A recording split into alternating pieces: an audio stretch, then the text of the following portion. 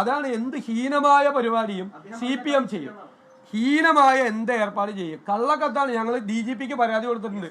അല്ലെന്നേ DGPക്ക് പരാതി കൊടുത്തിട്ടുണ്ട്. ഞാൻ നിങ്ങളോടൊരു കാര്യം കൂടി പറയാണ്. കെ സുധാകരനെ പോലത്തെ ഒരാളെ ഇപ്പോഴത്തെ ഒരു പ്രത്യേക സമയത്ത് പോയി അദ്ദേഹത്തെ ഇന്റർവ്യൂ നടത്തി അദ്ദേഹത്തിൻ്റെ കയ്യിൽ നിന്നും ഇങ്ങനെ വിവരങ്ങൾ ശേഖരിക്കാൻ കുത്തി ചോദിക്കുന്നത് ഹീനമായ മാധ്യമ പ്രവർത്തനമാണ്. ഹീനമായ മാധ്യമ പ്രവർത്തനം. ഞാൻ അത്രേ പറയുന്നുള്ളൂ. എനിക്ക് കാര്യങ്ങൾ നന്നായിട്ട് അറിയാവുന്നതാണ്. അദ്ദേഹത്തെ പോലെ ഒരാളുടെ അടുത്ത് ഇപ്പോൾ നിങ്ങൾ പോയി കുത്തി ചോദ്യങ്ങൾ ചോദിച്ച് ആവശ്യമില്ലാത്ത വാർത്തകൾ ഉണ്ടാക്കുന്നത് ഹീനമായ മാധ്യമ പ്രവർത്തനമാണ്. ഒരു മാധ്യമ പ്രവർത്തകനും യോജിക്കാത്ത പരിപാടിയാണ് അദ്ദേഹത്തിൻ്റെ അടുത്ത് പോയി ഈ ചോദ്യങ്ങൾ ചോദിക്കുന്നത്. ഇത് ഞാനും KPCC പ്രസിഡന്റ് DGPക്ക് പരാതി കൊടുത്തിട്ടുണ്ട്.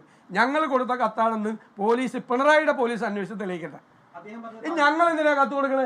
ഞങ്ങൾ KPCC പ്രസിഡന്റ് മറ്റേ AICC പ്രസിഡന്റിനെയും കണ്ട് ഇതൊക്കെ വെറുതെ വാർത്ത ഉണ്ടാക്കാൻ വേണ്ടി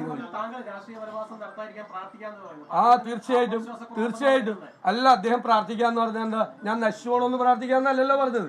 എനിക്ക് ഒരു ദോഷവും വരാതിരിക്കാൻ. കേൾക്ക്, നിങ്ങൾ ചോദിച്ച ചോദ്യത്തിനാണ് മറുപടി.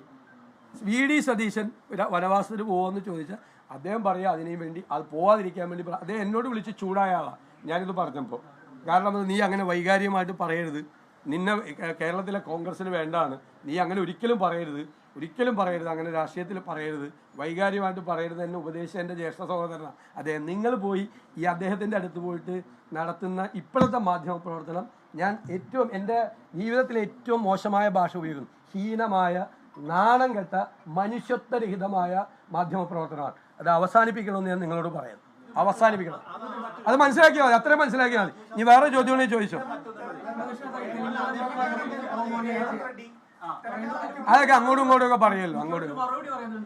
ഞാനിത് രേവന്ത് റെഡ്ഡിയായിട്ട് എനിക്ക് ഇത് സംസാരിക്കാൻ പറ്റിയില്ല. ഞാൻ ആ മാനിഫെസ്റ്റോടെ വെച്ച് സംസാരിക്കുന്നത്. പിണറായി വിജയനെ കുറിച്ച് ഒന്നും പറയരുതെന്ന് ഞാൻ അഡ്വൈസ് ചെയ്തു തന്നെ. കാരണം വെച്ചാൽ അദ്ദേഹത്തോട് സൂക്ഷിച്ചു പറഞ്ഞില്ലെങ്കിൽ മലയാളത്തിലെ ഏറ്റവും മോശമായ വാക്കുകൾ പറയുന്ന ആളാണ്.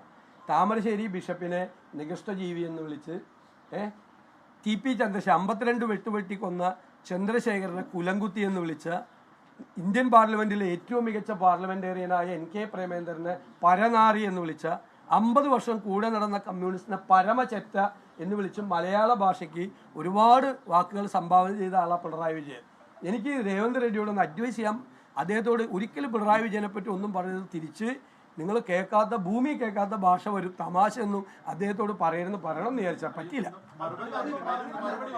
അതാ പറഞ്ഞത്. അതാണ് ഞാൻ പറഞ്ഞത് അത്രേ പറഞ്ഞുള്ളൂ എന്നുള്ളത് ഭാഗ്യം. ഡാഷ് മോനെ എന്നേ പറഞ്ഞുള്ളൂ.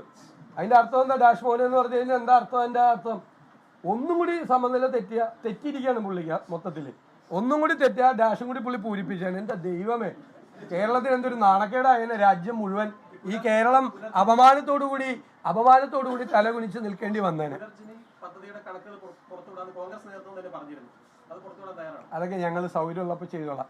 പിന്നെ ഇല്ലില്ല, അതൊക്കെ ഞങ്ങൾ വേറെ എന്തെങ്കിലും വാർത്തകളുണ്ടോ? വേറെ എന്തെങ്കിലും ഉണ്ടോ? ഇല്ലില്ല. വേറെ എന്തെങ്കിലും വാർത്തകളുണ്ടോ?